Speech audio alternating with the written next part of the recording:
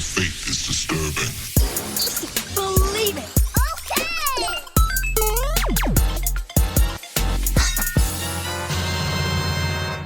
What's going on, Geeks? So this is episode 338 of the Geeks Under Grace podcast. My name is Cody Armour. I'm here with Lj.Lowery. Yo. And Shelley Nollan. Hello. This week, we're geeking out about Pokemon, Lord of the Rings, and animals on various drugs. Animals, not people. Don't do drugs, kids. So weird. Apparently, leave it for the bears. I don't know. I mean, don't give your animals drugs either. But anyway, continue. yeah, that's true. Unless they're prescribed from a vet. Mm-hmm. Guess what I learned on that Christian podcast, Mom? Better move on. The Level Up event is literally, it's Wednesday when this comes out, so 2 days from oh my gosh. the release of this. Wow. We record on Monday, so I do the math. It's 5 days from now. So excited, so nervous. Lots and lots of emotions and feelings going through my head. I'm just really, really happy to get to press play. I'll probably be nervous until I hit play, and then everything will be fine. Oh, totally. That's how it always Usually is. how it goes. Yeah. So many jitters. But I'm really, really excited for it. You can watch it by yourself. You could watch it with friends. We set up if you're in our Discord. If you're not in our Discord, go to our geeksundergrace.com website, and in the community tab, you can find our Discord. And we're actually going to have like a voice chat set up in there if you want to watch it with some people. If you don't have anyone at your house that want to watch it with you. But like I said, you can watch it alone too. There'll be discussion join questions. us in chat and all that good Yeah, stuff too. we'll all if be you in want. chat too. Mm-hmm. Yeah. Definitely. There'll be discussion questions after each of the speakers. There are 5 speakers. Just kind of going through everything for people who don't know. That is myself, Heather Tapp of Team Liquid, Tony Televeras of Nerd of Godcast, Bubba Stalkup, Love Thy Nerd, and then the actor Doug Jones. Yeah. Who, he's in a lot of stuff. I don't know. I think the coolest is he's in a Silver ton of Surfer stuff. from Fantastic Yeah. Four. So cool. I can't wait to go meet him at Comic-Con like in a few weeks. Yeah, you have to tell him how it goes. I'm totally going to mention it to him, see if he remembers recording it or something. We have the schedule on our social media pages, so you can go check that schedule out. I'm going to be playing Metroid Prime between the speakers. LJ, real late. Are you telling people, or are you just... Yeah, no, I'm telling people, if y'all want to stay up, I think it's like the last, like before we close out the event, it's 2 to 4 Central, I believe. I'll be playing Shadow the Hedgehog. So good. that he just bought. So Yeah, good. I literally What just a bought banging yeah. game. Yep, Man. I have the disc right here. and my response was, that was fast. Yep, got the disc right here. I didn't even catch Gotta the pun. go fast. That's great. Because I ordered it like, Thursday or Friday? I was like, hey, what if I played Shadow the Hedgehog? And you guys were like, yes. I love Shadow the Hedgehog. It's so funny. I think but yeah, the night before that, I'm doing super late, but I'll be doing some Mario and Luigi Superstar Saga. But, Be prepared. It's really bad. oh yeah. I didn't know. realize that. I tried playing it after playing Sonic 06, and I would rather play Sonic 06. You know what though? I've been Mechanically. looking at like what people think of this game, like on YouTube and stuff. There's a lot of people that actually like kind of ironically like enjoy it because it's bad, like Yeah. because it's so cringy. You just do certain things, and it's like, that's not how that should have gone. Like, that should have worked. Yeah, I hear like the way that I story press is- the buttons. The story is a mess too. I hear like just everything just is off the rails. Yeah, I don't remember the story very much. I played as a kid, and it's funny about, like, when you were children, we don't really care, I guess. It never bothered me, I don't and know I how beat it true pretty this quickly as a is. kid. It might be spoilery, but apparently there's a mission where you go to assassinate the president. Okay, I don't remember. That's like an evil, because I think it's like, isn't there like a Yeah, good and I evil think route? that's a thing. Mm-hmm. Yeah, there's Yeah. 3 routes, I believe. There's a good, evil, and then there's a neutral. Maria! Oh, and I was thinking earlier. So good. I'm really excited for it. I wonder might if have to there's a drink an extra Red Facebook Bull. group called All of Meme, like like a meme Facebook I group. am all a meme. They should make a Shadow the Hedgehog Facebook meme group called All of Meme. That's perfect. Shadow the Hedgehog memes kill me Yeah. every time. But yes, They're like I my am so favorite excited. genre. And then it's like I know my nephew, like, because there's Sonic games on the GameCube that he's haven't seen yet either. So I'm like, I know he's gonna get as much enjoyment out of this as we are at some point. So Heck yeah. yeah, I'm excited. So great. Shadow the Hedgehog. Yeah. They never said he was child friendly. It's like I like the one that Shelley shared earlier. It's like, or one of you. It's like taking candy from a baby, and that's fine by me. That's fine That's by fine me. by- I'm like, oh. Like taking candy from a baby. And that's fine by me. I'm just like, oof. Anyway, Shadow. yeah. I could just be Shadow all the time. Yep. Yep. Yeah, anyways. Event starts 4 o'clock Central, I believe. Oh, man, I don't have the time on me. I believe it's 4 o'clock Central Time. I'm going to look that up because I don't want to lie to you. On Friday? On Friday. Oof. And that's PM, obviously. Starting with a speaker, with myself. Because I wanted to get it out of the way as fast as possible. Yeah. 6 o'clock Central Time, so that would have been 4 o'clock Nice. Pacific. Gotcha. So are you like just like speaking right off, or did you do a recording like Yeah. everybody else? I did a recording, so Okay. that is something to kind of keep in mind. We will be, the speakers are all pre-recorded, and Yeah. then they will not, like, the live part of that is that they haven't been released before. Yep.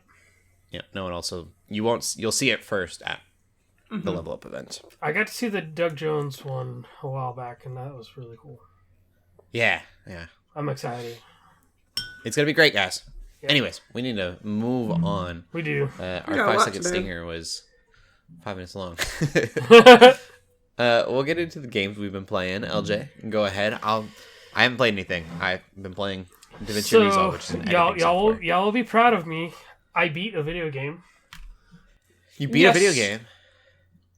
Yes. Yes, I finished Hogwarts Legacy. Oh, wow. It's really Is it good. Nice. Short? No, it's not that short. I think Okay. I have over 30 hours in it. No offense. I just No, assumed. no, I got you. No. It's like What house were you? Hufflepuff. Oh, okay. Okay. So The best yeah, house. so apparently there are some there are like side quests and other things. But yeah, so apparently some houses get like the shorter end of the stick as far as like quests and like length. There's such a house weird- favoritism even in this game? Apparently so. Yeah. I think Ravenclaw has Dude. the least amount of quests. I think. That's messed up because like Yeah, that makes me a little sad if I'm being and honest. see, I have no Yeah, idea. it's such a weird thing to have done. like apparently there's a quest that because I was in Hufflepuff that I will only see, or that like anybody in the Hufflepuff. House But I'm like, that doesn't specific make quests sense. make sense, but like from a whole game standpoint, That doesn't make you sense should because have a it's like- similar experience, or at least an equal experience, if Right. not the same. Right, the length An should be equal, the same. So quality. it's weird to me Yeah. because this quest I'm told about, I think it was part of the main quest line. So I'm like, that doesn't make sense. At least as far as I remember. But there's a ton of side quests. There is a ton of stuff to do. It was one of those things where I had I was up to a certain chapter, and then the like quest line said confront the bad guys, like enemy, bad guy A, bad guy B kind of a thing. And I'm thinking, okay, cool, I'm about to finish this game. Then when I get to that final quest thread, it's like, oh nope, I got another chapter left. So Dang, okay. I just kind of burned through the last chapter last week, and it's really good. I again, if you feel comfortable with buying the game, and you're a Harry Potter fan, I do recommend it. It's I'm not really that big of a Harry Potter fan myself. Like I've said before, I've maybe seen half the movies, if that, but I still really enjoyed it. I think it's because I know enough of the world, and I know enough. I mean, I don't know. That's hard to say because I feel like I know enough and some of the lore and just things like that, which I would still be able to appreciate a lot of it. I don't know that for somebody who isn't into Harry Potter at all. I don't know what that would be. Yeah. Like Like, why get But- that game at that point? yes. So, yeah, it's like telling somebody who's not a Star Wars fan to go play Jedi Fallen Order, I think, Yeah. or something. Makes sense. Yeah, it's really good. Yeah, so I played that and I really enjoyed it. I've moved on to other things, so I have a few other games I'm going to be beating pretty soon as well. So Sweet. yep. And then another game I actually technically I actually finished 2 games. Whoa. So I did play. I know that's a lot for me. in 1 week. I did play Man of Medan with my buddy Spacehawk on our Twitch channels. We did like this cool co-stream thing. And with the Dark Pictures games, you can actually play simultaneously online. So it's a company that made like Until Dawn and stuff like that. And basically, each player takes control of a certain character at certain points in the story. So he's doing things that I'm not necessarily seeing, and I'm doing things that like he's not seeing and stuff like that. And different choices we make affects the story, and like part of that is out of our control. So we did it over the span of a couple of weeks, and it was super cool. We're gonna do Little Hope pretty soon. It was really good. It was insane. They're horror games, obviously. So if it's not your thing, or if they're rated M, so I can't recommend them to everybody. But if you like cinematic experiences, especially that you can play with like friends or family, like online, these games are like a really cool way to do that. And yeah, that definitely seems like the main appeal for a lot of these games. Because I even remember like when the first one like Until Dawn.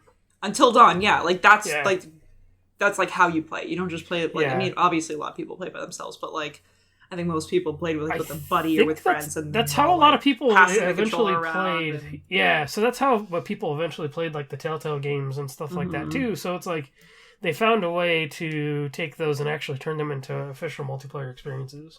Yeah, which is cool. Like I have the Quarry downloaded because that came out on like a PS Plus premium thing, and so that's from them too, which is like I'm pumped to try that eventually too. So. If you want a fun cinematic experience, to play with others, then these games, the Dark Pictures Anthology, are like really good choices. Sweet. So yeah, that's all I've been playing. Cool. What about you, Shelley? Well, this is cool because I also beat 2 games this week. At least my definition / the backlog golf chat definition. Yeah. Okay. So I put 20 hours into Wobble Dogs. We have this rule with Backlog Golf and our little staff chat where we're trying to get rid of our backlog, where if you are playing a game that doesn't have like credits or there's really kind of no end to the game, you can consider it beaten after 20 hours. So Wobble Dogs is one of those games where it just keeps going and going. You can play for as long as you want. There's no like end goal or whatever. I mean, there are achievements, but at that point that'd be going for like a completionist route. Or being a completionist, which I just want to basically beat it. But yeah, that's definitely still a fun, cool, chill game. You get some really wacky dogs. I finally implemented the import dog feature. So there's a feature where you can actually export different dogs that you breed and create and have. And you can import other dogs. So I like looked up online to see other codes of other dogs out there. And I got some funny dogs that have like 2 heads, who have wings, and I got to like breed them with my dogs. It's really very chaotic, but quite fun. So, I think this is on Game Pass. I've been meaning to check it out. Yeah, it's just kind of fun to play around with. It's not like a super exciting game by any means. For me, it's kind of like a chill, like I can do that while I'm working on other stuff or while I'm listening to something. So I still recommend it, but at the same time, I am kind of glad that I've got 20 hours in, so I can kind of move on from it. Also, Stardew Valley, I finally completed the community center. And for me, personally, that was sort of my goal for, like, I want to beat the game. I've heard that people consider that a goal. Or, like, a beat game. Like, yeah. It is, like, the main sort of goal that you are given right from the beginning of the game. There is something else that happens apparently after year 3 or at the beginning of year 3, and I'm still in year 2, so like I don't know what that is really. Like I don't remember. Yeah, so there's something that happens then, but I think a lot of people like it's sort of that's not even really an accomplishment. That's just play the game for long enough, right? For it to like reach year 3, play the game for long enough. Whereas cleaning the community center is like a task, and it's like not super easy. Like you actually have to go your way to do stuff, and you make the town really happy. And there is sort of a it's not like there's like 2 different paths. There's like 2 different paths, but there's not 2 different endings, I would say. So you can like go with Jojamart and you can like help them, which is choosing capitalism. Yeah. Or you can reject capitalism and help and complete the community center, which is actually helps the community and they all come together and remember the good times. And support local businesses and that sort of thing. So that's obviously the path I chose, and it is harder, but it's pretty rewarding, and you get to help the Because if you do JoJo, right, you can just buy everything, can't you? I'm pretty sure, yeah. And I You think just you sell actually all get your like a stuff lot and- of crazy stuff. Like I think like a movie theater help. Like there are like legitimate pros to doing it, but I think most I've never people done it before. I've never even thought about like what they'd open. That's cool. Okay. Yeah, so but I think the game really presents it as like you should do the community center. Like this is your goal essentially that we're handing to Yeah. you. Besides just make money. So anyway, I finally completed the community center after I'm not quite 100 hours in, but I think I'm almost 90. I think I'm somewhere between 80 and 90 hours on Stardew, and I'm gonna keep playing. But for backlog golf, I'm like, hey, it's over 20 hours at the very least. Yeah, right? you're I'm good. gonna consider Yeah. this completed, or not completed, but beaten at least. So. I did that, so I felt very productive, just kind of like, oh, I could beat this. It was really hard to get the rabbit foot. That was sort of the last thing I was grinding for, because it's one of the things you need for the community center, and I had a rabbit, but this rabbit was not giving me a rabbit's foot, so I'm like, okay, I need to like run, I need to go to like Skull Cavern, I need to fight these serpents, and I need to like hope I get the 0.8 drop, right? It's like a 0.08, either a 0.8 or 0.08 drop chance for this to happen. And thankfully I didn't have to worry about it because my rabbit loved me enough to give me a rabbit foot eventually. I was like, yes! So, I think it was the fish for me. The fish took me forever. I'll sacrifice my yeah. foot for you. And the thing is, the fish also took me a while, but the last two fish I needed were both needed in fall and on a rainy day. And I booted up the game, started realizing, okay, I need to get these fish. I think I could get them both in fall, and it was a rainy day. And I was like, I'm getting them today, and I did. It was awesome. Nice. I felt really good about that. Anyway, That's awesome. great games. Both those games are just super nice, fun, chill games yeah. that I can just like have with something on the background. But then I'm also playing Fire Emblem Engage. I don't know if I had started playing it by the last time we recorded, but I'm actually playing it now, not just by I husband. think Daniel was so. still playing it when Exactly. when you talked yeah. about it. So now I'm finally personally playing it, even though it really is just like a very similar experience. The rings are still fun. All of the Somniel stuff I'm starting to unlock kind of slowly. I think I just got the blacksmith, for example, so that's cool. And I'm just like gonna try to beat the game fairly quickly because I have seen all the story, so there's really no reason to like watch the cutscenes besides, hey, I'm using the female avatar instead of the male avatar, right? So that's kind of like the one difference, but still a good game. But I don't really have much to say about it just because I've mostly shared my thoughts from just watching him play. But I'll share any new thoughts I might have as I'm actually playing the game as we go on. But yeah, that's what I've been playing. Awesome. Cool. We will get into the video game news then. Yes. LJ, what's been going on? All right. So this is my totally my up my alley right here. The first piece of news is the Evo lineup has been announced, which is the big fighting game tournament I talk about every stinking year. Yes, sir. For like the last couple years. So the full lineup. Oh, the page just okay. There we go. So the full lineup is Street Fighter 6, obviously, because Street Fighter 6 is going to be out by then. Guilty Gear Strive is coming back. Dragon Ball FighterZ is coming back. Tekken 7 is obviously... wow, Tekken 7. That's the 7th appearance. That's kind of cool. Because then 8 is going to be out too. So that game after that. So that game is going to cap out at 7 Evo appearances. I love it. Wow. King of Fighters 15, which is meh. Melty Blood Type Lumina is another one. Another anime one.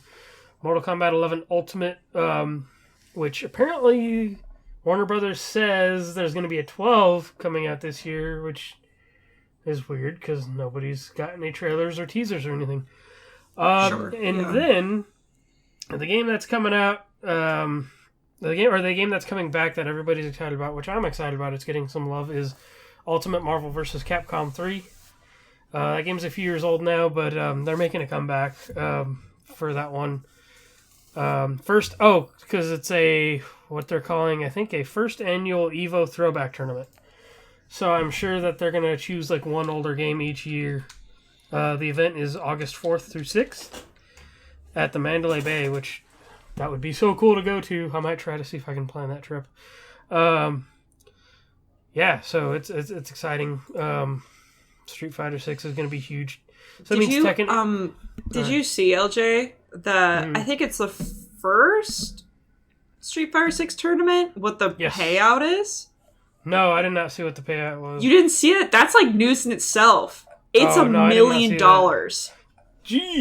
Yeah. Wow. It's like actual esports level. Like, we're getting there. Wow. And so, like, all my Smash friends are like, screw this game. I'm picking up Street Fighter. I'm going to learn how to play Street Fighter 6 when it comes out. Honestly, I feel like this is the most accessible Street Fighter is ever going to be.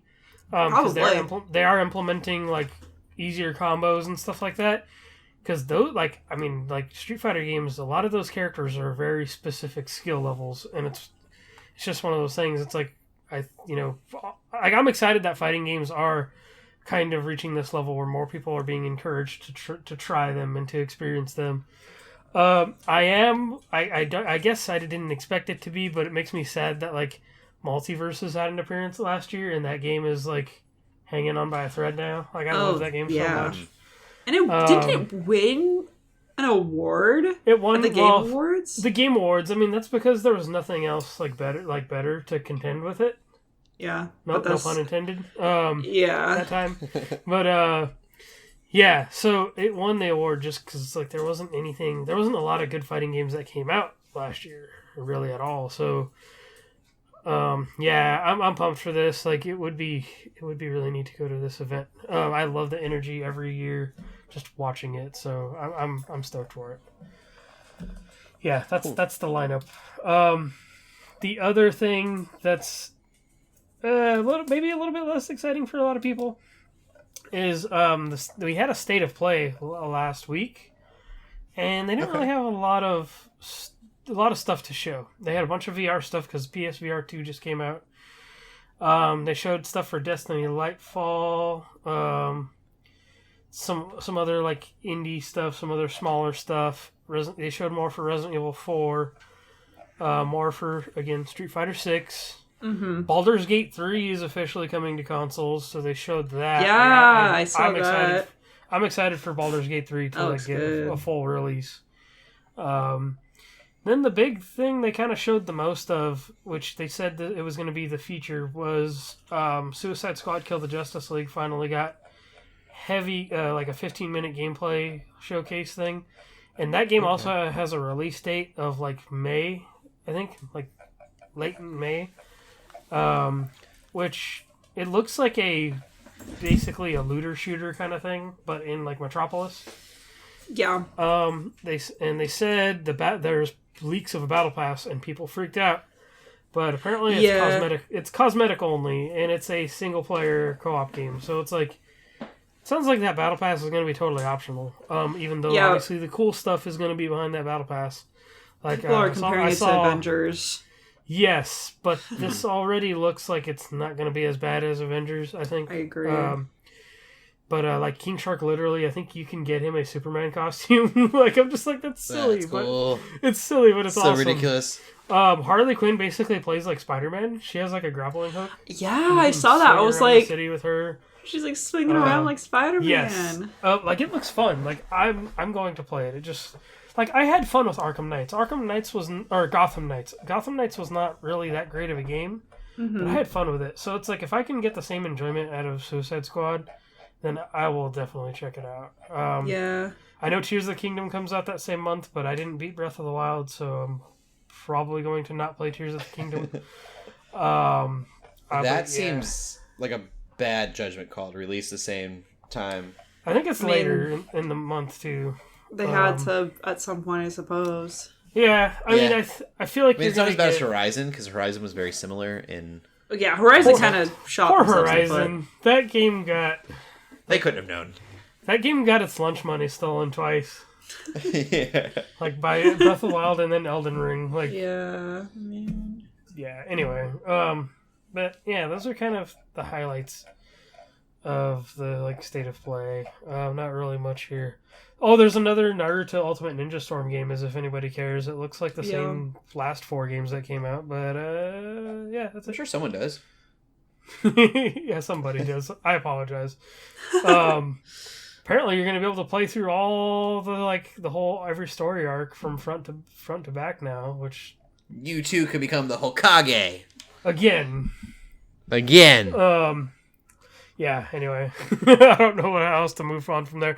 Pokemon, we had a Pokemon Presents today, apparently. And I know we'll be talking about some other stuff later within that. But I want to highlight the DLC that's coming out and for Scarlet and Violet. So let's see, what is it called? Let's see. I think I passed it up. Oh, The Hidden Treasure of Area Zero, it's called, and it's 2 parts. Let's see. One of them, you visit a new island, basically, on a school trip. It's like a field trip. And then the second part is actually, you are basically like doing an exchange student kind of thing, and you're checking out another school in another region somewhere. Oh. I haven't seen any video footage of this because all this news came out literally when I was at work today, and it was a Monday. So I'm like, I was so busy I didn't get a chance to look at anything. But having played Scarlet and Violet, I'm like, if I do finish this game at some point, none of this DLC doesn't come out until like fall and winter. So I'm like, if I beat the game by then and play enough of it by then, like I'll probably check it out. Sounds kind of cool. Nice. Yeah, so that's kind of that seems like some fun ideas. And then I think we got more like Pokemon Go stuff. I think you can actually integrate Pokemon Go with Scarlet and Violet now. So weird. Yeah, so I'll have to see like what, because I've never played a Pokemon game long enough to be like, hey, I can bring my Pokemon Go Pokemon into it or into Pokemon Home. So I don't know if like that's a thing I can do, but I might see if that's possible. That'd be cool. Yeah, that's kind of it. I think I'm probably the only one that's probably played one of the new games out of all of us. So yeah. I'm interested. I'm interested if I have the time, basically, or if I actually get to that point where I can spend the money on it and be interested. So, but I'm like, hey, this is the first time like I've played a Pokemon game long enough to where I can check that out. So yeah, definitely. Yeah, that's kind of it. That's gaming news. Cool. We will get into the movies then.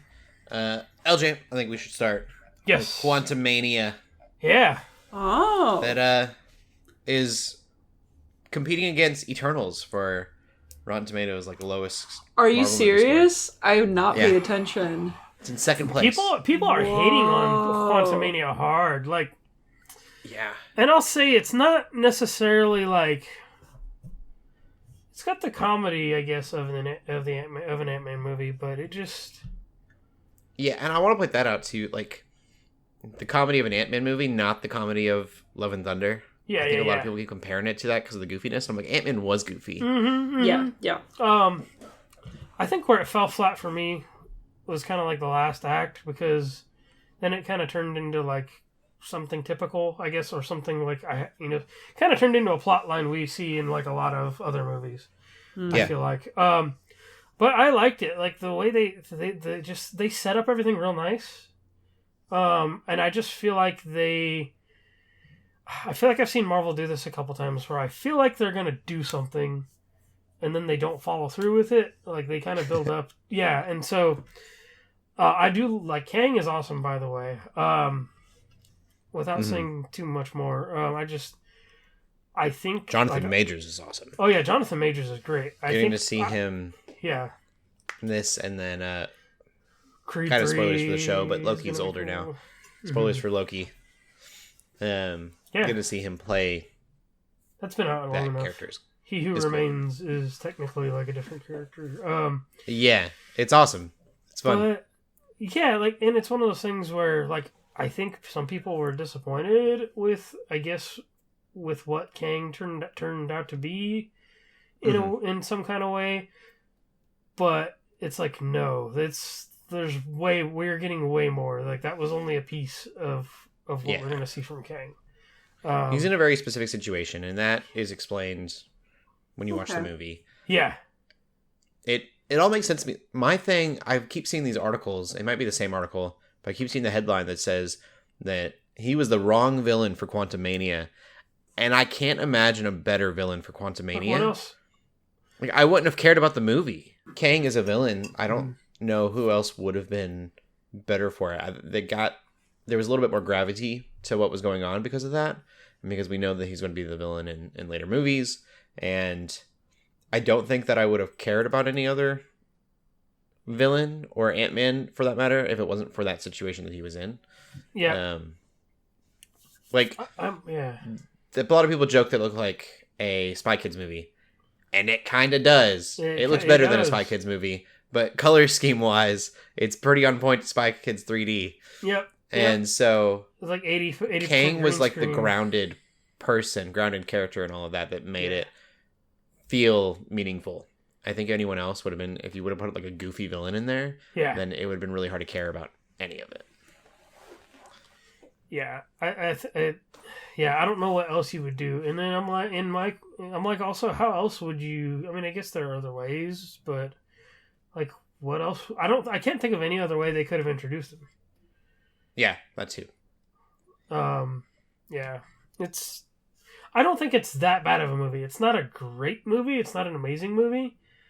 I would give this movie. If I was to give it a rating from 1 to 10, I'd maybe give it a 6.5 maybe. But Eternals, I feel like is the worst movie. Like, I feel like definitely. I think this movie, is better than the Doctor Strange movie that came out, Multiverse of Madness. See, and Love and Thunder. I'm not sure about Doctor Strange necessarily, but I will say I think it is better than Love and Thunder.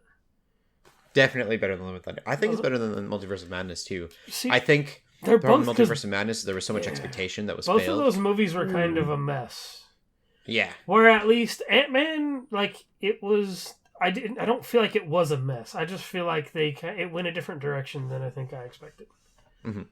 Yeah. And they gave, like, it's very much Ant-Man. So the reasons that he's doing the things that he's doing in the movie, his drive has been his drive since the beginning from Ant-Man 1. And it's really cool that they were able to kind of utilize that and make it.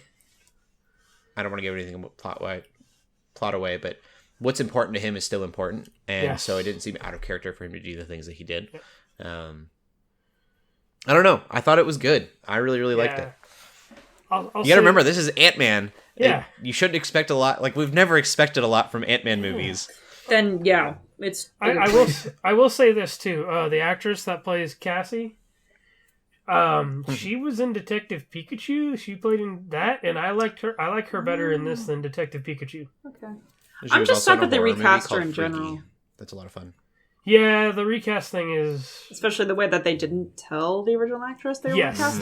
That's messed. That's kind of messed up. Can we stop communicating with our actors and with our people working on the movie to the audience? Like, can we stop communicating through social media? Can we have, like, real communication between y'all, please? Things need to be communicated before they come out on social media. Email? Yeah. Send an email. It's so easy. Like, just do it. Yep, make a phone call or leave a message or something if you have to. Seriously. Yeah, but I feel like the actress, people are kind of hating on her, but I feel like I think she did a fine job. Like, she's definitely much worse than Detective Pikachu, I think. Yeah. Yeah. So there's a horror movie called Freaky that's kind of like Freaky Friday, but it's with a serial killer. Oh, Vince Vaughn is in it. It's very funny. Oh. And she plays in that. And I thought she was good in that too. It's I think PG-13 horror movie. Super cheesy but fun. I'm finding out PG-13 horror movies are exactly that lately, cheesy and fun and like stupid. Yeah, I like I don't like horror movies usually. Yeah, I really don't like exorcism stuff. Yeah, that stuff just kind of, I don't know. There's not necessarily a religious thing behind it. It just makes me uncomfortable. And the PG-13 Happy Death Day. Mm-hmm. Yeah, I don't know if that was rated R or PG-13. I think Happy Death Day and Freaky are the same directors too. Yeah, and it was fantastic, so funny. And I kind of want to see this Cocaine Bear, but I don't know what to expect from it. That one's rated R. Yeah. Horror comedy though makes me feel a lot better about horror stuff. Oh, yeah. I'm not into Saw. I'm not into the gore. I just need funny ridiculousness. Mm-hmm. So we make the gore funny and ridiculous. It's fun. Yeah, I don't watch a ton of funny horror stuff, but I liked Jennifer's Body a lot, and that's kind of in that vein a little bit. Yeah. Like, it's definitely a humorous comedy, but definitely, like, also dark and scary. So, yeah, that's the closest thing I can think of. Yeah. Anyways. Yeah. Quantumania, I would say you definitely are going to need to watch it if you want to keep up. Uh-huh. That's just part of the deal. Especially, this is such an important, I think, piece to the story that's going on.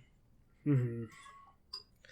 Also, without giving too much away, I think it's going to make the shows more important going forward, because the shows so far haven't been super important. You need to... these are like... So, usually Marvel does a thing where it's like, oh, here's some end credit scenes that are like... Might mean something, or might be important, or like the second one's usually funny. But I think the end credit scenes in this are definitely worth watching. Yeah, definitely. Mm-hmm. The shows have not been important thus far, besides little Easter eggs. Mm-hmm. I think that might change, and they've talked about that too with the TV stuff. They said that they're going to make less TV shows, make those TV shows a little bit more important. So I'm happy for that, because I felt like I was wasting my time with a couple of the shows that I watched in Marvel so far. Yeah, they also may just not have paid off yet. We'll see. But WandaVision was a really good example of that.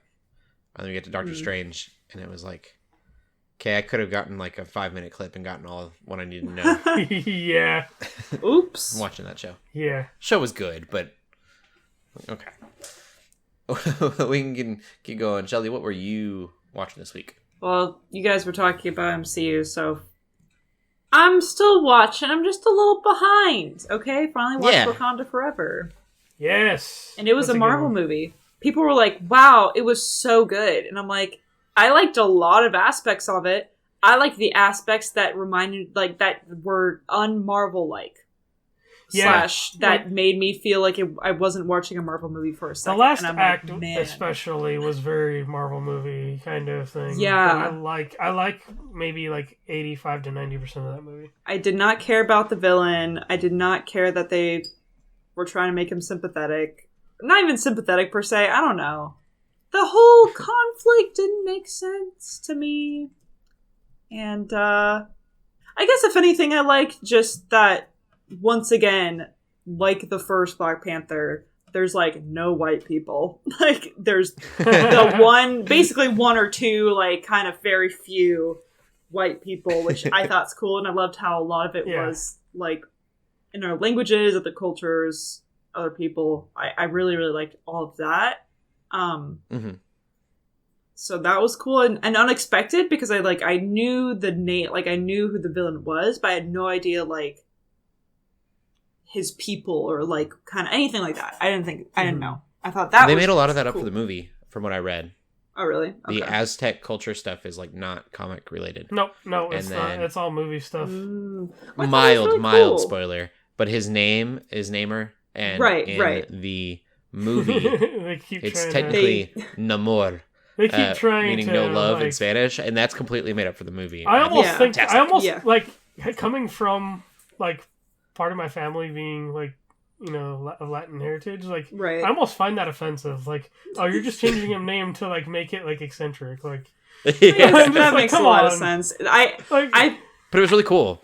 Yeah, I mean- but I think at that scene specifically, I think my husband and I both like kind of rolled our eyes at each other, because we kind of thought, really? Okay, like it's just, you could just have it be a name, but whatever.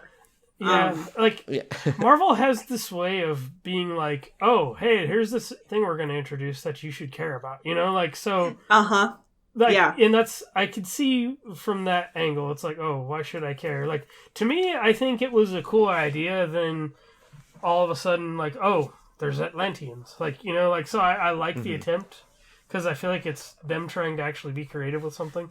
Yeah. How did you feel about them capitalizing on Chadwick Boseman's death? I don't know. I asked that Everywhere very I go, I loadedly, see his but- face. They literally did that.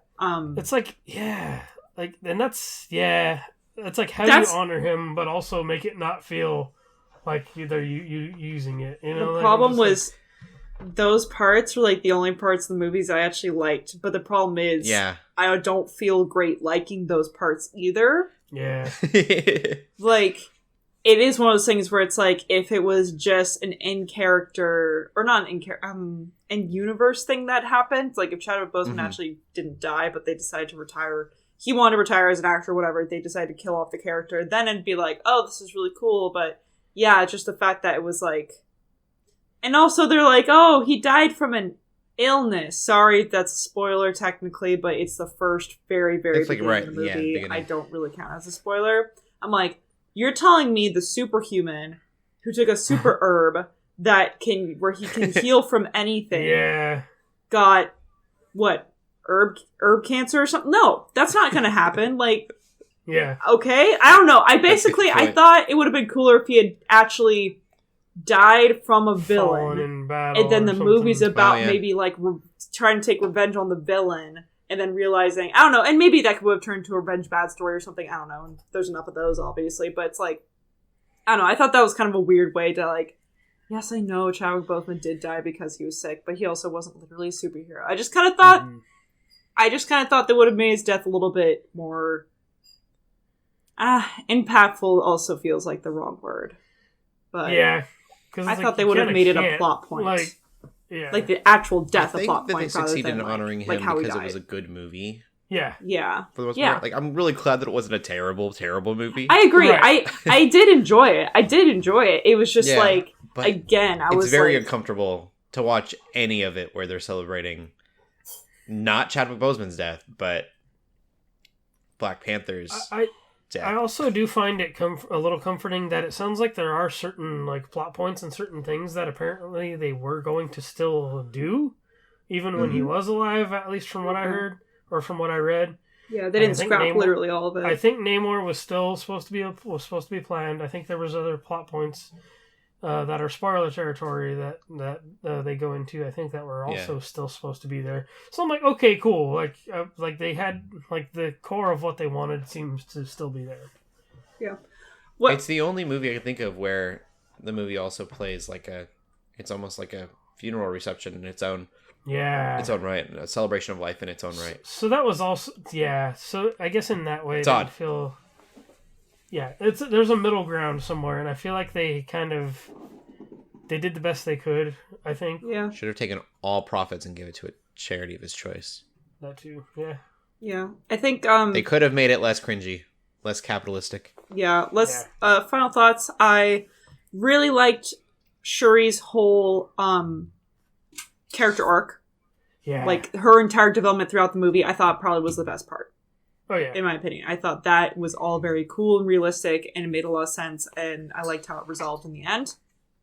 I liked all of that. I liked it a lot. I like there was a super spoilery scene where like, I don't even know, I'm not going to mention it really per se, like something happens and I just thought, wow, they could have done something weaker, but they decide to like go for the punch kind of thing, and I thought that was cool. And then I think even before it was confirmed that Riri was in the movie, so I don't think it's a spoiler mentioning her.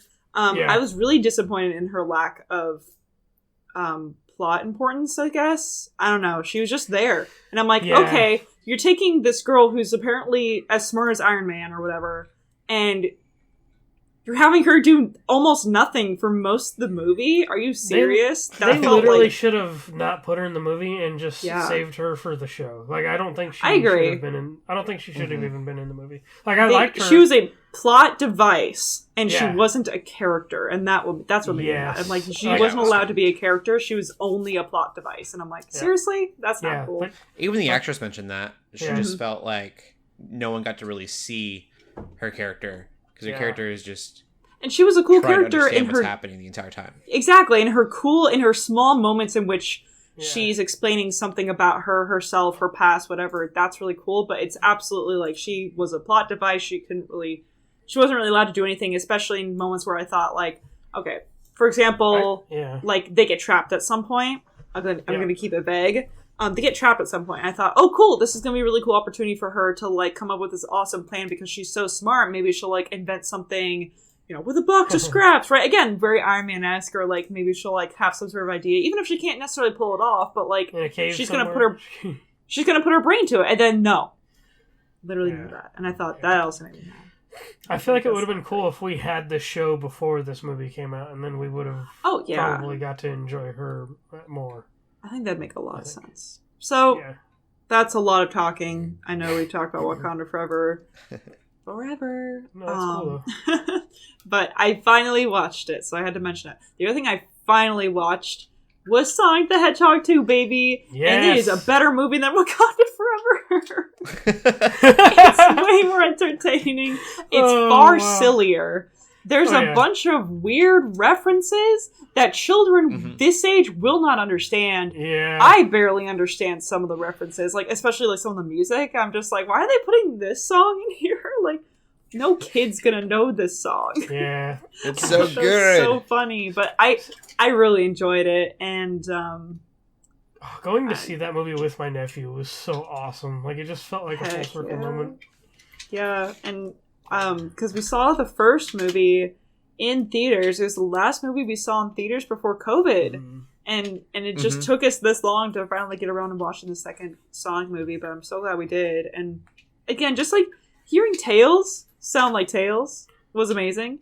Hearing Idris Elba as Knuckles was also amazing. I love it. So I love perfect. Knuckles. And Jim Carrey just like went off, of course, as he always. It was just like it was just great. It was just fun. It's like not that serious. It was a good time. There's so many Sonic references, which I love. Made me very happy. Like, they introduced Gun into the Sonic the Hedgehog movie universe, and I saw that and I was like, I was like, yes, that's so cool. So, and then, just end credit scene stuff. Man, I'm very excited for the next one. It was better than I thought it was going to be. I'm also worried. Like, apparently, if Jim Carrey, like, not that you necessarily need Jim Carrey, but it's like, what do you do now? I mean, there are other things I know they could do. Yeah. But, yeah. I don't know, but all I'm saying is I'm excited. I think it's weird because, like, Wakanda Forever tried really, really hard, and it was an okay movie that I still liked overall, but I felt like it had a lot of problems. And then Sonic the Hedgehog, I feel like yes, obviously they still like tried hard, but in a very different way. They tried hard for their audience, for the Sonic fans. Even that chunk of the movie they give to the human actors, like to the actual like people, like was even like straight up silly and goofy. I was like, I know my nephew's getting bored of this part because I know he just wants to see Sonic, but I'm like, this is just straight up dumb fun too. Like, yeah, no, I know exactly what you're talking about. Almost like Looney Tunes, Space Jam, like Looney Tunes back in action, era, like CGI to people. It's so good. Anyway, I had to mention that too, but good we could finally move on. Did you guys watch anything else? That's it. That was it? Okay. We're not for movies. Okay, no, it sounds good. Not for movies. That's true. We all watch shows. It's going to be a long podcast, but that's because we missed last week. It's fine. Yeah. So, Cocaine Bear. Everyone's heard about Cocaine Bear. I don't need a segue. Actually, this isn't in our notes, but there's actually they made a game. It's a stupid, absolutely promotional game, and you go around as the bear killing people. It's literally like Pac-Man or something. Yeah, it's like Pac-Man. You go around and you just kill people and they scream. Really hope no kids are Which is not the true story of Cocaine Bear. No, not at all. It's all so ridiculous. That didn't happen? Cody. Are you telling me that they embellished I'm so sad story? it's a good thing that people are dying. I need to think about what I'm saying here. It's a good thing people are dead. But it's just ridiculous that they... Yeah, I know We're like, we found a bear that ate a bunch of cocaine and died, and so we're going to just make up this whole story about this bear. The poor bear. Seriously. And guess what? The poor Gator, too. Because they're making a movie... Okay, different people, I should mention. It's the people who make Sharknado. They're making a Meth Gator movie. I think it's going to be called Attack of the Meth Gator, which I honestly don't think is actually even inspired by a true story. I think it's completely made up. I could be wrong. Oh, yeah. But it's inspired. They literally chose a drug and another It's inspired by this movie. I know. I think it's perfect, though, because like Meth Gator is going to take place in Florida, and it's just going to be like absolute madhouse. See, like, I know a few places in Louisiana you can set that thing into. I can absolutely imagine a gator getting some meth. Like, there's no question It's it Florida. can You would absolutely think bath happen in salts would be Florida. the way to go. Yeah. They need to, for the tagline, it needs to be one methed up thrill ride. Yeah. It'd be perfect. And it's going to be, again, it's by Asylum, and they're the same guys who did like Sharknado and stuff, so it's you know, their whole Just imagine shtick is the toy alligators that they'll throw at people. I don't know if Sharknado's improved at all, but that was my favorite thing about Sharknado was they were literally shark toys that they were throwing onto the screen. so funny. Yeah, it's like they're getting pretty creative with their low budget. The gator needs to have the goofiest, silliest wide eyes like ever. Yeah. Like it's no longer at the it's the absurdity of it all, right? And people are really excited about Cocaine Bear, and they're just like, we just need some more absurd. And there have been absurd movies, but I think there's been a lot of like the promotional material that they sent people on like TikTok and stuff for Cocaine Oh, Bear I mean, was that's great. true. They did a really good job with marketing, so that's probably why. I just know that, like, movies that have come out recently, there actually have been, in the last couple of years, just a number of incredibly absurd movies, but a lot of them have been, like, also... This Gator one is going to straight to sci-fi probably, too. I think. Yeah, I was gonna say, a lot of the ones have been really, really inappropriate. Like, they're absurd, but they're, like, incredibly mature. I feel like Cocaine Bear is, like, I mean... He's probably gonna be. It is killing rated R. I people, haven't seen it yet. and it is gonna be rated R.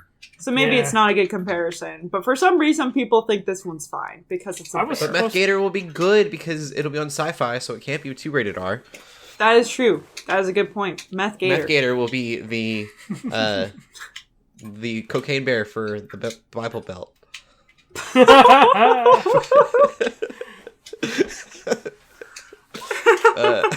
Don't listen to this podcast, people. I mean, We just lost all of our wrong. audience. You're not wrong. Oh my gosh, Oh, I know people that Oh, would man. go see that day one in theaters, like straight up. dude. Okay, I really hope they make a good movie now. Not like a good movie, but a wholesome enough movie Entertaining now. one. That I don't even know if they did Yeah. say this was going to sci-fi, but it just screams. make like it so that I can sci-fi. recommend it, and that this doesn't age poorly. Sci-Fi, please. Thank you. Please. Yeah. Well, anyway, Meth Gator. I don't really know anything more to say about that. We've talked about it. It is the Cocaine Bear, the Bible Belt, and we're gonna move on to Hellboy. Yes, Hellboy. Let's go. Yeah. Let's talk about Hellboy instead. Let's talk about something a little more grounded. So we're getting another Hellboy reboot, and I think the last reboot was, I want to say it was 2019, right? And that was with With Yeah. David Harbour. David Harbour. But that's That flopped. was a rough movie. I did a Yeah. Bible study on it. That's right. I remember that. That's right. You're like, I don't care. I'm gonna go. I'm gonna go write a Bible study on it. We're gonna talk I about don't it. even. Oh, but no, it was rough. But David Harbour did a good job. Yeah. Anyway, but we're getting a new reboot, and it's gonna be Hellboy. I think it's just called The Crooked Man, or Hellboy the Crooked Man, and it's off of a comic that was actually released in I keep saying like 2008. It was before the 2010s. 2008. 2008. Yes. Back at 08. So it's a comic story, and let's see. It's about finds Hellboy teaming up with a rookie of the Bureau of Paranormal Research and Defense after they get stranded in 1950s rural Appalachia, where they discover a small community haunted by witches, led by a local devil with a troubling connection to Hellboy's past, the Crooked Man. Say this is set in the 50s? Yeah, and the Crooked Man in the comics was an 18th century miser and war profiteer named Jeremiah Whitkins, who was hanged for his crimes yet returned to hell as the region's resident devil. So, like, I need to go read that comic then. it sounds really interesting. Like, I don't know, it's not just like I don't know, maybe for once they're taking let's just not make like a Hellboy movie. It's like, no, let's actually take a Hellboy story, and we don't need to have another like reboot of like introducing him as a character and like the origins. It sounds like it's going to be more like, no, he's like The thing already I established and we're going into it. The thing I thought worked well for that last movie came out, where it felt like almost like a lower budget, like cult classic kind of like movie in a weird way, almost like like some kind of cult film. But like I think if they like almost like a Ghost Rider Spirit of Vengeance, like low budget, like cheesiness. Yeah, Like, I just like I think if they go like not silly with it, but I think like if they try to make it some like supernatural like horror film with just that particular style, I think it would be kind of neat. Yeah, but I like that. if They're they going give it, for folk horror vibes. yeah, so like if they really capitalize on a style, like like, I think it could be cool. I don't know who they would choose for Hellboy. Like they could almost bring David Harbour back, but I need to see more. I need to know more before I can really figure out what they're going to do with it. Yeah. I'm open to more people trying, I guess. Yeah, is I where feel I'm at like with it. we're almost to the point where, once again, we don't even need, like, another reboot per se. Like, just a separation from, like, it. And a lot of other series do that now, where it's like the first one was really bad and no one liked it, but then they just make another one. Use the same actor, whoever was really good in the first one, and then they just like make a second one that barely acknowledges the first movie. Yeah. Just enough where it's like, oh, this is already established character, and then like do a new story. And it's like they don't even really need to have it be an official reboot, because Reboot always sort of like like it doesn't need to connect at all. Yeah, it doesn't. It always insinuates, like, especially for superhero related media, it's always like, oh, Reboot. It's gonna like show their origin story again. And it's like, we don't need another origin story. The Batman did it really well, where like that was technically a reboot, but did not go over his origin story. And it just was like, this is an established character. Maybe they do it like maybe they do it like Batman, like kind of like how the old Batman movies were. Like they changed actors every few movies, or like even like how they do the James Bond movies. Is there are different actors that portray that character. Yeah. So it can it can very much be almost like an anthology kind of thing. Like totally. Hellboy, he's been around for a long while, so there's so many stories you could tell, and so many like comic stories that you could use as well. So. Exactly. I think there's a lot of material there that's untapped. Yeah. No, I agree. But it could be really cool. Yeah, folk horror can hit really hard, I feel like. Instead of just like a lot of like folk horror stuff in the comics too.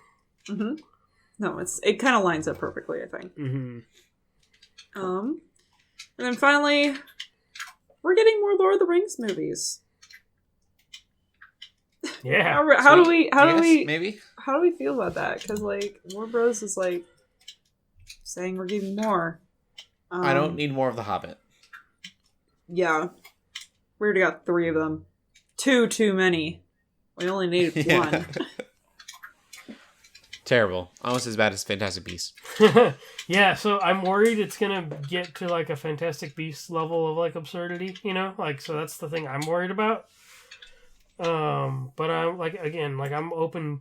I think it's one of those things where I think people get too attached to the one thing. Obviously that was amazing. Yeah. But then it's like, oh, like you forget, like people forget there's been other adaptations and there's been other ways that Lord of the Rings has been used. Yeah. In other media. So it's like the Peter Jackson movies they're not the end all be all of Lord of the Rings, like exactly. Obviously to me, that's yes, true. That's peak. Like that's total peak, like Lord of the Rings, but yeah, like it's a old book, obviously, like, so it's like, there's going to be adaptations and things like that. And there's going to be, people are going to, I think the license is fairly open now too, as far as I'm aware. So I think Warner Bros. Has the movie rights. That's why Amazon would make a show. Yeah. But you can rent out those rights for everything else. I don't remember. I'm not totally positive like on that.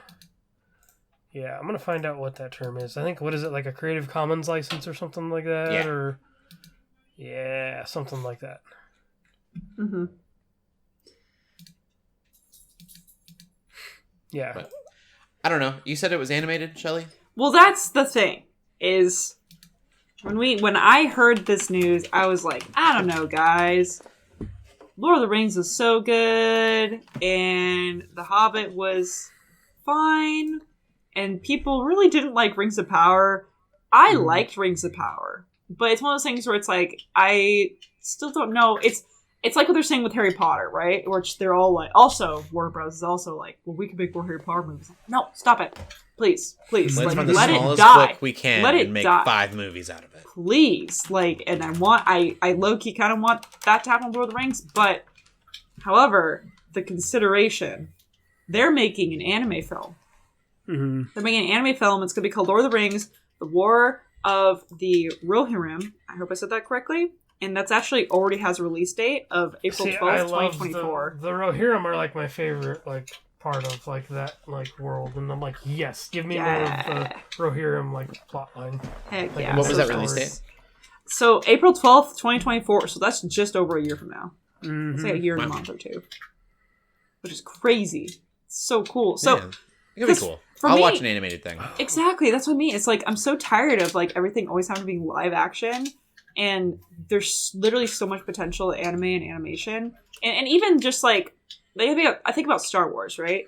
I think about how Star Wars obviously started with live action, and then they ended up doing some animated stuff, and that was really, really awesome. And like then they went with the Clone Wars look, and that's worked really well for Clone Wars and like kind of offshoots of that. But then we also saw Star Wars Visions, which just unleashed an entire sort of floodgate of, oh, we can actually be really creative and explore new and different, or express parts of Star Wars differently. And I think was really awesome for Star Wars, and I think that could happen with Lord of the Rings. And I mean, even the first Hobbit movie was animated, and so it's not necessarily new for Lord of the Rings, but I just love, I don't know, I love anime. What can I say? I'm a simp for anime. So apparently Embracer Group owns the rights, which they own a lot of junk now, but apparently they own like distribution rights or something for the Lord of the Rings IP, I think. Yeah. I think film rights are still in question. I think we pretty much hit the nail on the head there. So like Nice. it is still kind of a mess of who owns what, from what I'm reading. It is a mess. But I feel like, and this could be really cool too, because like I don't know anything about the War of the Rohirrim, but you can make it like super like, I don't know, like if it's like a legend, you can make it like in this animated style that's like embellishes certain things and like has certain enhancements and has certain like look. I don't know, like I just love that sort of style where it's like you can imagine a Star Wars Visions, but for like Lord of the Rings. exactly like That'd be so sweet. cool. So I have very mixed feelings overall about more Lord of the Rings movies, because I think I was worried at first where it's like, oh, they're just going to try it. Like Rings of Power, I think, tries to match, and I almost said try, but there's still going to be more seasons, tries to match the epicness and amazingness that the original Lord of the Rings had, as well as like how The Hobbit also kind of tried to have that and failed, and both of them have kind of failed. They've kind of like, been stopped short a little bit. But if they just try for something else entirely, like an anime film, or just an entire different type of thing, that can go really, really well. I think that could be awesome. Oh yeah. Yeah, definitely. I'm excited for that anime thing. Yes. It could be cool. It's going to be funny. I have a friend who just is incredibly anti-anime. He will not watch anything anime. Which is funny because he likes Avatar The Last Airbender, and I'm like, no, it's technically not anime, but it's close enough. Dude, like, you might as well. But like, he's also an incredibly big Star Wars and Lord of the Rings fan. And when Star Wars Visions came out, it was like, are you gonna watch it? Like, it's Star Wars, but it's anime. That's great. And it's gonna be basically the same debacle when this comes out. It's like, are you gonna watch it? Like, it's Lord of the Rings. Did but he it's watch anime. it? So, Did he watch Visions? I don't think so. Oh no! I know, which I'm like, dude, stop being so stubborn. But anyway, I think it's very cool, and he'll have to watch Vision season 2 because it's not all anime. In fact, a lot of it is just gonna be regular like American animation or claymation, things like that. So, yep, that's our movie news. Cool. We'll get into TV then. Besides Last of Us, which continues to be so well done. Nice. So good. Good. Yeah. There's nothing we can talk about. Like, you play the game, and you'll have all the spoilers. They're doing such an amazing job with that. It's crazy. They are. I also watched Vox Machina. I believe I'm caught up on Vox Machina. Nice. And that show is really good. I might have finished Vox Machina. That would be sad. I just realized I may have finished the season. Ooh. Well, It there's gonna be ended more. pretty well in this last arc. They come out in 3 episodes each week, and so you get like a story arc every week, basically. All 3 episodes are an arc. We watched something similar recently, didn't we? that was doing that. 3-episode arcs. Andor. Andor had 3-episode arcs. Andor, yeah. Yeah, Andor had 3-episode arcs. Mando These on are Wednesday. 30-minute episodes, so it's a little bit easier to digest, but they're so good. A very mature TV show. It's off of Critical Role, for those who don't know. And I bring that up every time we talk about it on the podcast, but just know what you're getting into when you watch it. But the story in the second season is even more well done than the first season. I think story-wise. Nice. He was... Matt Mercer's his name, right? That does Critical Role. Yes. Really dug in and got some lore going and backstory for all the characters, and you get to kind of see that shine through. It's just cool. It's cool to see the campaign. One thing it's so funny to me. There's such little things where you go, oh yeah, this is Dungeons and Dragons. It took me like 4 times hearing it before I realized the Grog. He is their barbarian orc thing. I don't know what they are. And he always, when he rages, he yells, "I would like to rage," before he does it. That's great. And it took me way longer than it should have to realize that what's happening is the player, who's the actor for this character, would say, "I would like to rage," to the DM. And that's why that became the dialogue for him to rage. That's cool. That's pretty neat. Yeah, there's tons of things like that where you're like, oh, they must have rolled this. This must have been this way. It's really, if you've played Dungeons and Dragons, you'll really appreciate. You can see the mechanics in the background working. That's awesome. It's cool. It's fun. That's all I've been watching now. Shelley, what were you been watching? Well, finally watching Cowboy Bebop. It's been years. Nice. It's been years on my list, and everyone's been and I knew, So and I've been good. listening to the soundtrack for a long time now. Such And a I good really, soundtrack, too. yeah, I really have no excuses for not watching it until now, but better late than never. We're finally watching it, and I think we're now halfway through. I think we literally hit the halfway mark. Nice. Very good show. Obviously. I feel like that's not There's like so many. There's so hot much take. anime like that I want to rewatch that I haven't seen in years. That I'm just like, Mhm. that's one of them. Like if I was to go and rewatch something, like that would be one of them. But yeah, even more than before, I already, just because I know the nature of anime, already I when the live action came out, I'm like, well, I don't know. Like, I don't know if this is gonna work. But now, especially after like watching it and currently watching it, I'm like, yeah, no, absolutely. Like, this would not work in live action. Like, meeting Ed, and like people were like complaining that like Ed was like really annoying or something. I'm just like, yeah, because a character like Ed only works in an animated show like this. Like, it does not work in live action, not at all. It's just different And styles, Ed was different like expressions. barely like, I think Ed was like in the last episode or something. Oh, Like, really? Ed wasn't even. Yeah. Oh, that's kind of sad. And I think Ed was supposed to be a season 2 thing if they were going to do season 2. Oh. Yep. Oh, that means then, I guess, does it actually go by like the story in the show, in the original show? No, well, No? it takes liberties. It definitely takes a lot of liberties. I still think it was like it was its own thing, like super cheesy and like. I was okay with that, but it was just one of those things where it's like, yeah, that show fell victim to Arcane being out at the same time. Yeah, And exactly. And I yeah, didn't like it. I thought the episodes I watched were straight up dumb and silly, but that was like, I'm like, okay, like this is fine. It doesn't have to be a straight up adaptation, but yeah, it wasn't worth it when there was other amazing shows out. Yeah. Yeah. It reminded me of like Starsky and Hutch era stuff. I think it Yes. was really paying homage to that, and I did Yep. that. So. Yeah, it was very common. They did lean on the silliness and like the comedy. Yeah. Mm-hmm. Yeah. Well, yeah. So we're watching that, and it's pretty good. Cool. I don't really know what more to. I feel like everything's already been said about Cowboy Bebop. I think my favorite episode so far, though, and because of the nature of the show, I don't really consider it much of a spoiler because the show is it's gonna sound like a really weird comparison. It reminds me of SpongeBob because Okay. hear me out.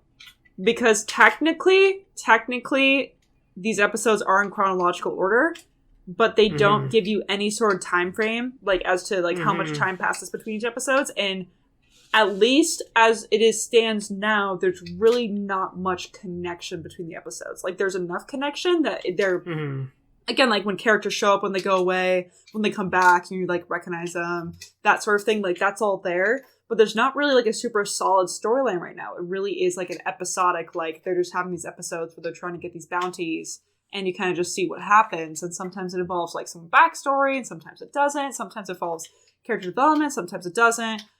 Maybe it just involves like cool world building or, you know, things like that. Right. So, and the same, I mean, it is the same with SpongeBob. So that's why it's like, I reminded it. Yeah, I could it's see kind that. of my comparison. Definitely watch the movie too. Yeah, the movie's good. So I didn't realize there was a movie. Yep. Oh yeah, that was in theaters. Like that was big enough where it went to theaters when it came out. It's I have it on DVD. Takes place after the show, I bet. I think it's also one of those things where it's like the way you talk about like the show. I think you could probably place it almost anywhere. Okay, that makes sense. But yeah, I think my favorite episode so far is the when there's like some alien or some creature like on the ship taking everybody out, and Spike has to go hunt it down, and it's just a lesson on like don't leave stuff in the fridge for too long.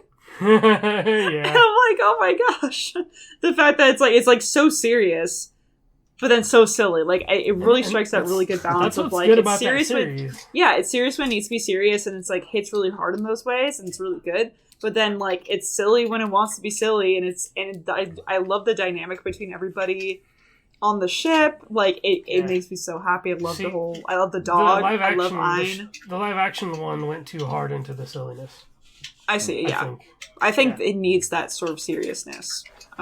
In order to balance it out, because like the fact that like Spike is like he's so cool and he has this like sort of really interesting backstory that we're just kind of now unraveling, and he's obviously like very serious about that, but he's also very nonchalant in how he acts, and he's very silly, but then he also tries to be cool, but then like he has to take care of a dog, he hates dog, and then some woman comes around and he's like, woman, right? And then then there's like other random things just like bring down his guard, and he's just like, I can't be cool in this moment. And I just think that's like so fun. So anyway, that's enough about Cowboy Bebop. Then LJ. Oh yeah, you also watched a little bit of TV. Not much really more to say. I've been watching more X-Men.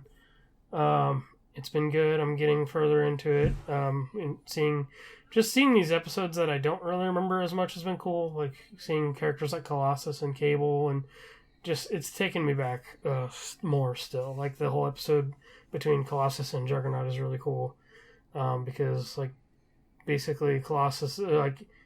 There's a big mutant running around like destroying stuff, and it's like, oh, like it might be Colossus or it might be Juggernaut, and then eventually you find out who the real, who's causing the destruction. Then you get the encounter between Juggernaut and Colossus, and it's just like such a cool memory, like from my childhood. Then I'm like, oh yeah, I remember this fight. Like this is awesome.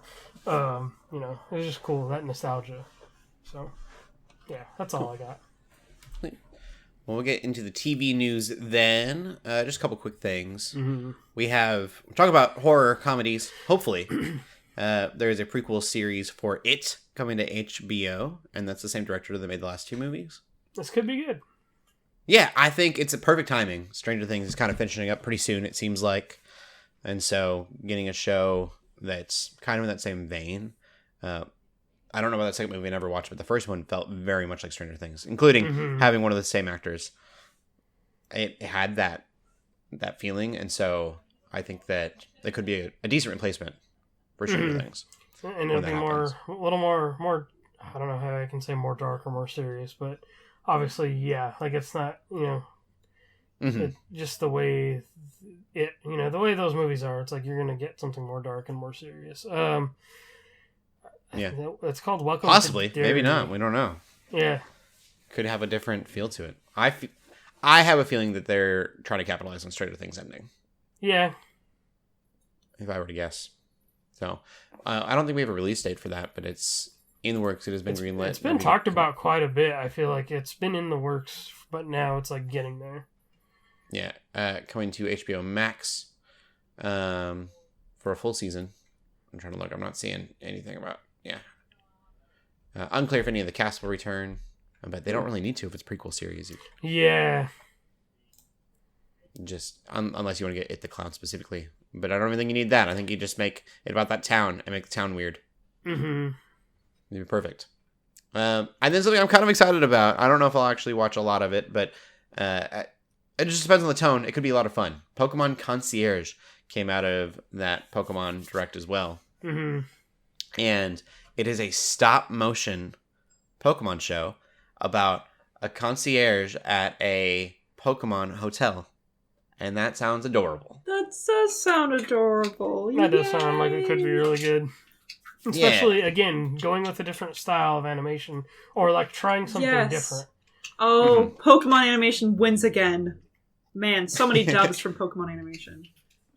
Well, and, like, I was reading this, and it gives me some hope for them to branch out even more past this. I hope this does well, just because I want them to not go back to the same formula and kind of branch out and do different things. Mm-hmm. I feel like everything they've done so far has been really good. It's just, there was that Pokemon animated show, and now that that's over, with Ash, being done, and then rebooting with a whole new series, I think they have an allowance to kind of do different things, and there's so much that you could do with Pokemon. Not to... It's one of those, because it doesn't have to be a shared world. Universe type thing. They can just... You can use those characters, and nothing really has to be canon. You can kind of just do whatever you want in there. Like, you just put them in a different region, and different characters, so many and none of it has to matter. There's you can do so much with that world. Yeah.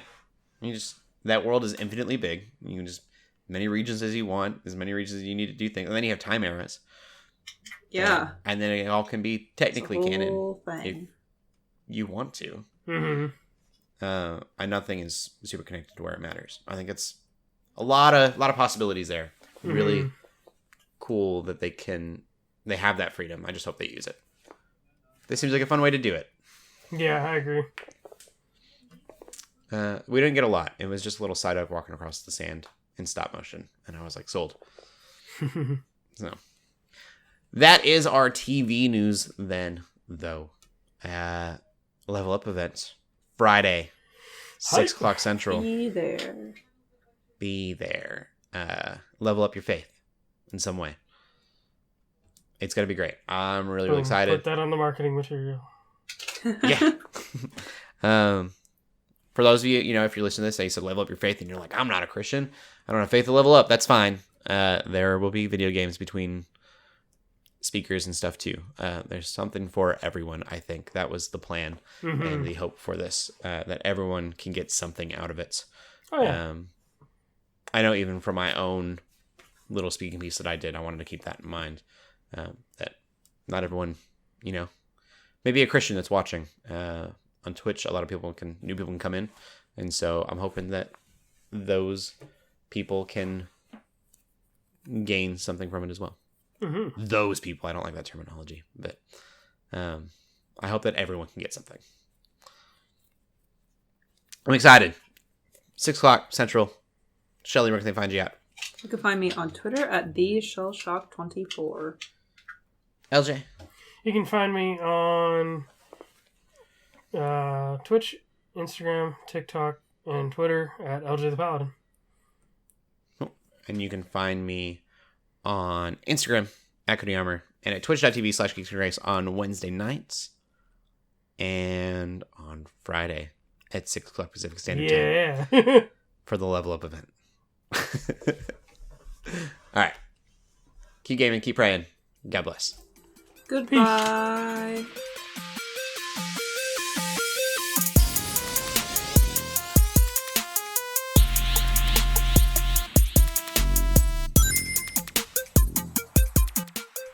We hope you enjoyed this episode of the Geeks Under Grace podcast. We love hearing from you, so feel free to ask us questions or just comment on the show by using the hashtag GUGcast on Twitter or by joining the GUGcast questions channel in the Geeks Under Grace Discord.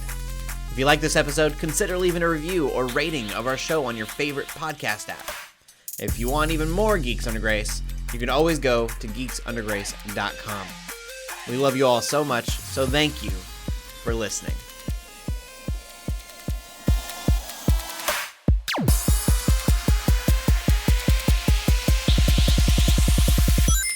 It's on!